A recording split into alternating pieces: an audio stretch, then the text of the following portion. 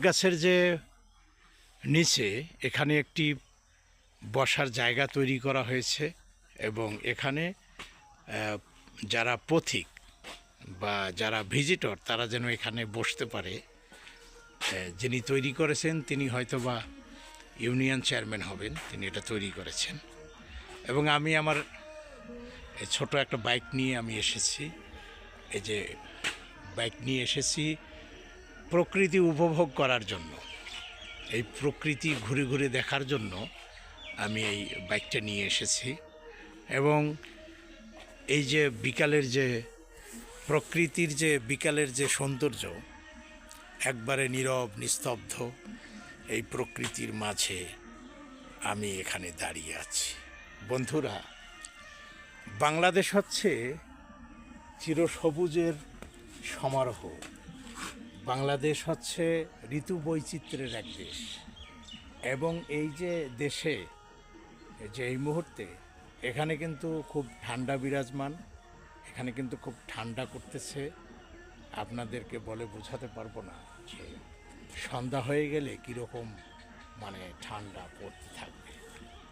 এই যে ঋতুর যে বৈচিত্র্যময় যে বাংলাদেশ, এটাই হচ্ছে বাংলাদেশের অন্যান্য দেশ থেকে বাংলাদেশকে আলাদা করেছে। এবং ঋতু কিন্তু একটা সময় এই ভৌগোলিক অবস্থান পরিবর্তনের কারণে বাংলাদেশে কিন্তু এই ঋতুর যে পরিবর্তন, এটা কিন্তু খুব দ্রুত পরিবর্তিত হচ্ছে। আমি আজকে যেখান থেকে কথা বলছি এখানে কিন্তু এই এখনকার যে শীত, এটা কিন্তু শীতটা আরও দেরিতে আসে। আমরা এখন ঢাকা বা বিভিন্ন চট্টগ্রাম, সিলেট বিভিন্ন অঞ্চলে আমরা কিন্তু দেখছি এবছর কিন্তু শীত একটু আগাম এসেছে। এবং এই যে শীত, এই শীত কিন্তু অলরেডি তীব্রতর হতে শুরু করেছে। আর শীত মানেই হচ্ছে মানে প্রকৃতির মধ্যে একটা নিস্তব্ধতা।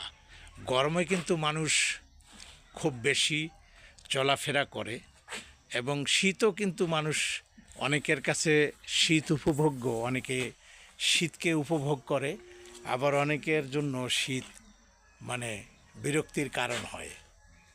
আমি অবশ্য শীতকে খুব ভালোবাসি, যদিও মানে শীতের যে প্রকোপটা অনেক সময় বিরক্তি লাগলেও শীতটা কিন্তু সত্যি